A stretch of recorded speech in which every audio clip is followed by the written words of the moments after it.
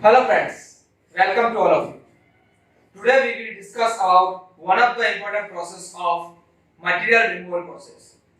Material removal process are categorized in three categories. First, conventional machining.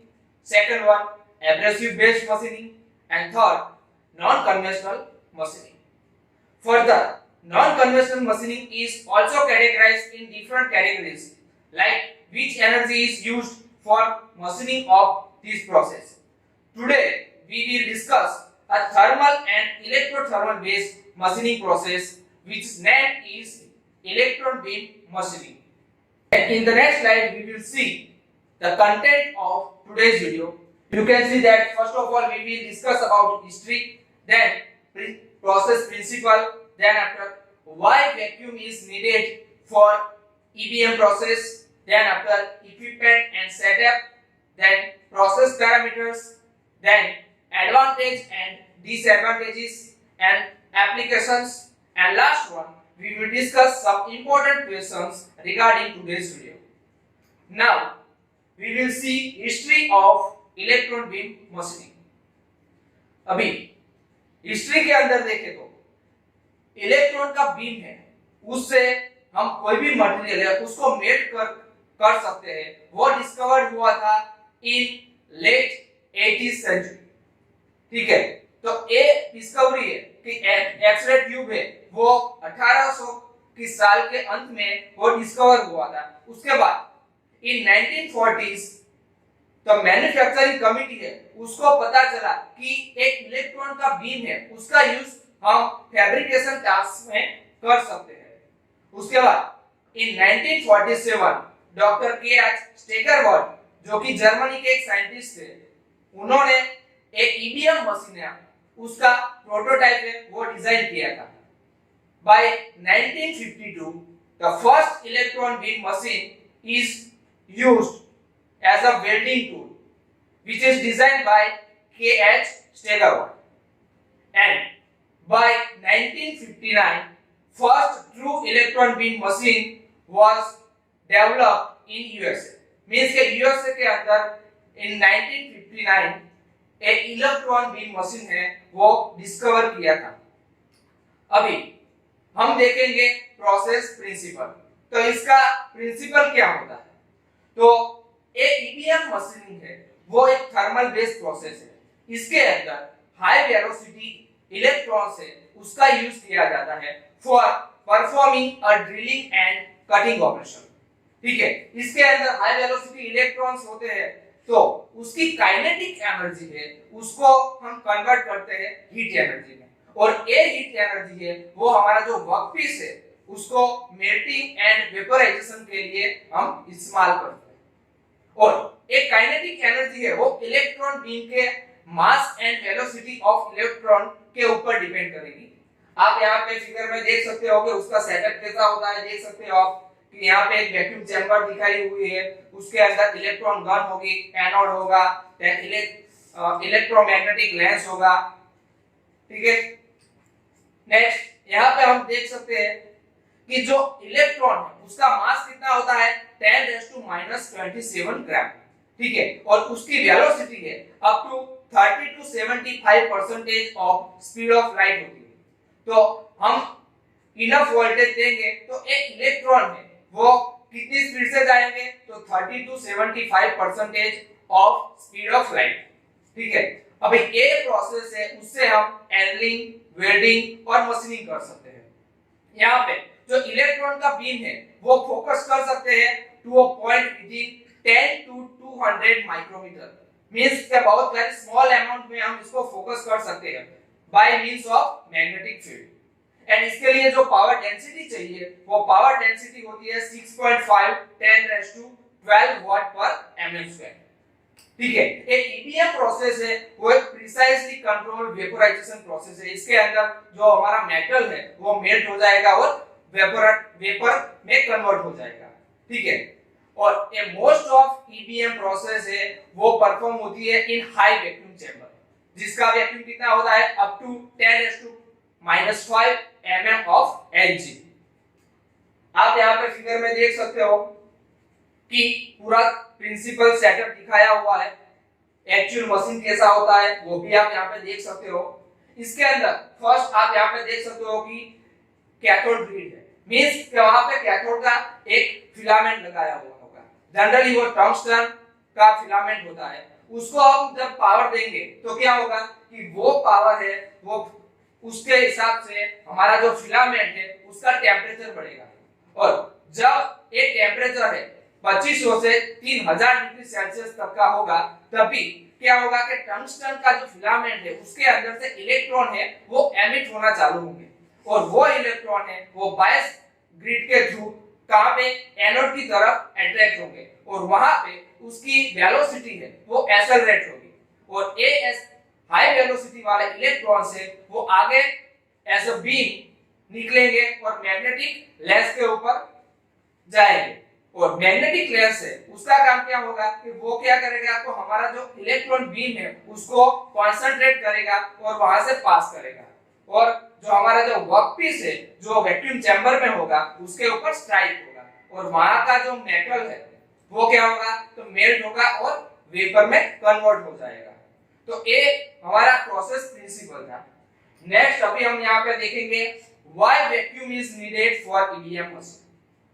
Vacuum की जरूरत क्या है, तो मेन पर्पस है कि हमारा जो इलेक्ट्रॉन है उसकी कुछ मास डेंसिटी है, ठीक है, तो वो मास वाले इलेक्ट्रॉन है वो जब एयर के मॉलिक्यूल्स के साथ इंटरसेक्ट होंगे तो क्या होगा कि जो इलेक्ट्रॉन का बीम है वो dispersion and large loss of energy होगा, मींस कि वो हमारा बीम है वो ऐसे फैल जाएगा, स्प्रेड हो जाएगा, और उसकी जो काइनेटिक एनर्जी है वो क्या होगी, कम हो जाएगी, और ये ना हो इसीलिए हमें क्या करना पड़ेगा कि वैक्यूम जनरेट करना पड़ेगा। दूसरा कि वैक्यूम है वो हमारा जो मोल्टन मटेरियल है जो हमारा मेटल है मेल्ट होगा उसको ब्रेक होने से भी बचाएगा। तो ये दो मेन रीजन है, उसके लिए हमें वैक्यूम जनरेट करना पड़ेगा। नेक्स्ट आप यहाँ पे देख सकते हो कि पूरा का पूरा इक्विपमेंट सेटअप दिखाया हुआ है इलेक्ट्रॉन बीम मशीनिंग का। आप यहाँ पे फर्स्ट देख सकते हो कैथोड कार्टेज है, उसके बाद बायस ग्रिड है, उसके बाद एनोड है, देन मैग्नेटिक लेंस है, इल्यूमिनेटेड सिस्टम है, इलेक्ट्रोमैग्नेटिक कॉइल है, रिफ्लेक्टर कॉइल है। तो हम ये सारे के सारे इक्विपमेंट है वो कैसे यूज होता है, उसका यूज क्या होता है वो देखेंगे। फर्स्ट आप यहाँ पे देख सकते हो कैथोड कार्टेज, जो यहाँ पे बॉक्स में दिखाया हुआ है कैथोड कार्टेज कहाँ पे होता है।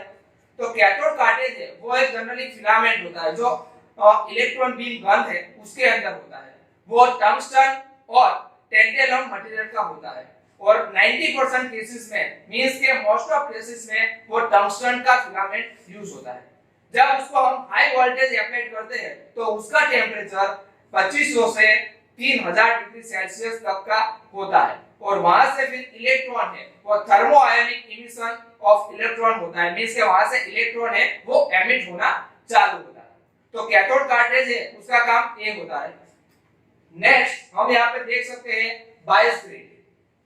बायस ग्रिड क्या होता है, तो हाईली नेगेटिवली बायस्ड होता है, वो इलेक्ट्रॉन है उसका फ्लो है उसको कंट्रोल करने के लिए यूज किया जाता है to avoid the divergence of the electron and send them as a beam of next step, means के एनोड, कि वो हमारा जो इलेक्ट्रॉन है उसको क्या करने का कि वो स्प्रेड होने से उसको रोकेगा और एज अ बीम वो एनोड की तरफ उसको भेजेगा।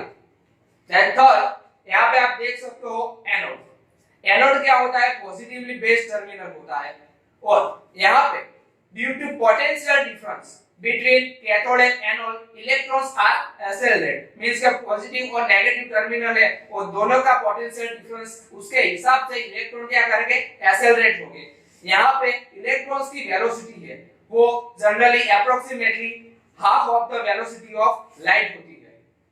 देन नेक्स्ट आप यहाँ पे देख सकते हो मैग्नेटिक लेंस। अबे मैग्नेटिक लेंस उसका फंक्शन सेम एज लेंस होता है, ठीक है, उसका काम क्या होता है, concentrate the beam of electrons, जो इलेक्ट्रॉन का बीम होता है उसको कंसंट्रेट करने का काम करता है, और जो बीम होता है उसको शेप देने का काम कौन करता है, मैग्नेटिक लेंस करता है, ठीक है। नेक्स्ट आप यहाँ पे देख सकते हो अपर्चर। अपर्चर का काम क्या होता है, तो capture the stray electrons present near the frame, means कि आप यहां पे देख सकते हो एपर्चर कहां पे होता है, तो वहां पे जो स्ट्रे इलेक्ट्रॉन है मींस के जो इलेक्ट्रॉन वहां पे फैले हुए हैं उसको क्या करेगा, कैप्चर करने का काम करेगा। और दूसरा है कि divert low energy electrons, means कि जो एनर्जी के इलेक्ट्रॉन है उसकी एनर्जी कम होगी उसको क्या करेगा, वहां से दूर भेजेगा। Then capture the electrons are then set of obtaining the concentrate beam of electron, means के जो इलेक्ट्रॉन है उसकी एनर्जी ज्यादा होगी उसका एक सेट बना के उसको एज अ बीम वहां से भेजेगा। देन नेक्स्ट है इलेक्ट्रोमैग्नेटिक लेंस। इलेक्ट्रोमैग्नेटिक लेंस है वो क्या करेगा, focus the electron beam on to the workpiece, ठीक है, तो वर्कपीस के ऊपर उसका इलेक्ट्रॉन बीम का फोकस करेगा on a particular spot. Then next है डिफ्लेक्टर कॉइल। डिफ्लेक्टर कॉइल का काम होता है deflect the electron beam by small amount, means के जो इलेक्ट्रॉन बीम है वो पर्टिकुलर एक पॉइंट पे स्पॉट पे स्ट्राइक होना चाहिए, उसको स्ट्राइक करने के लिए डिफ्लेक्टर कॉइल हम यूज कर सकते हैं। Then improve the shape of machine wall, उसके लिए भी हम डिफ्लेक्टर कॉइल यूज कर सकते हैं।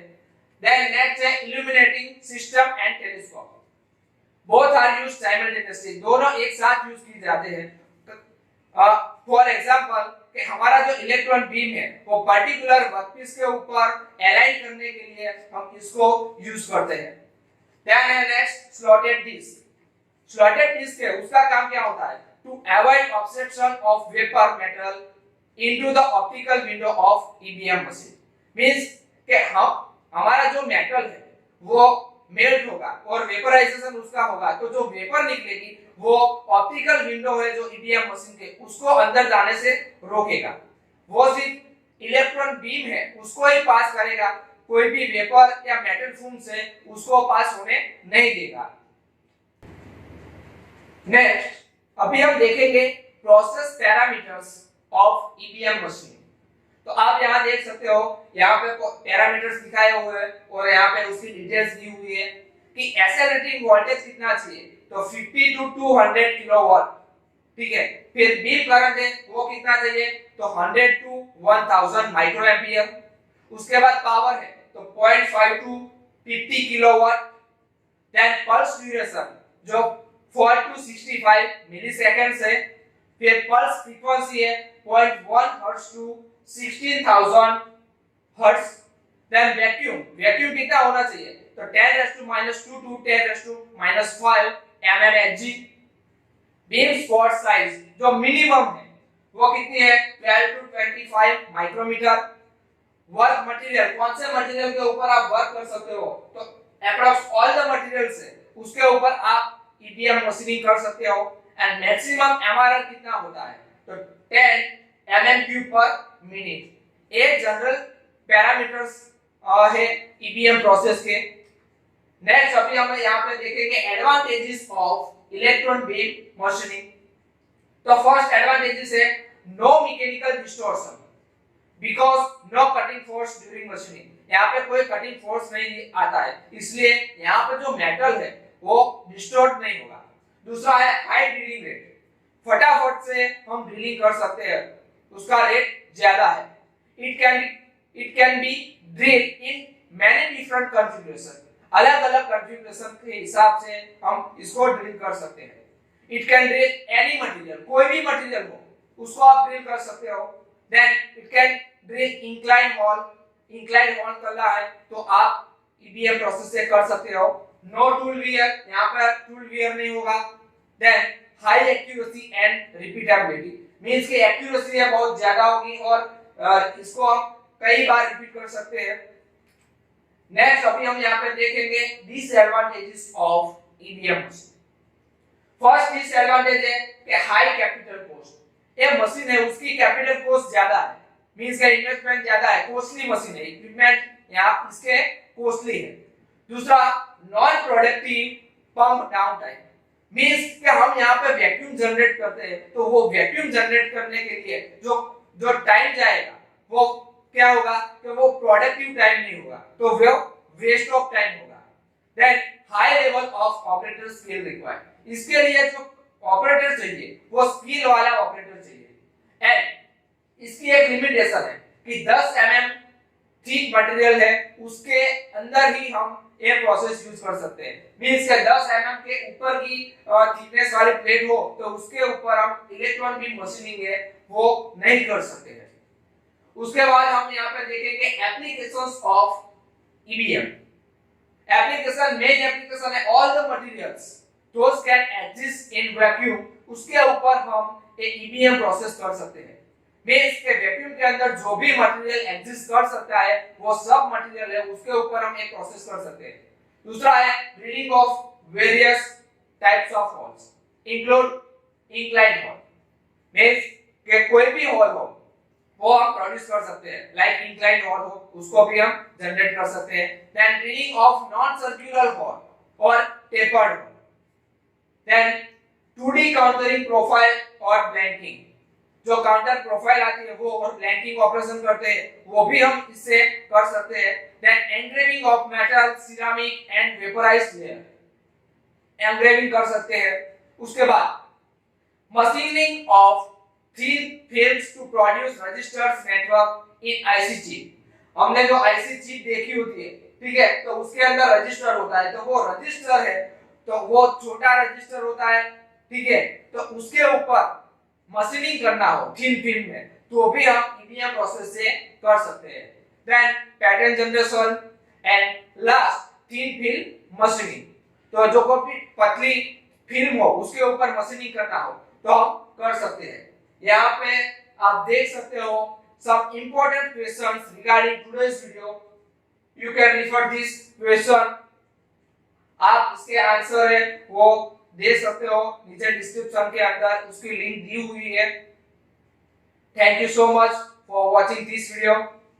In the next video, we will meet with some interesting topic of manufacturing. Thank you so much.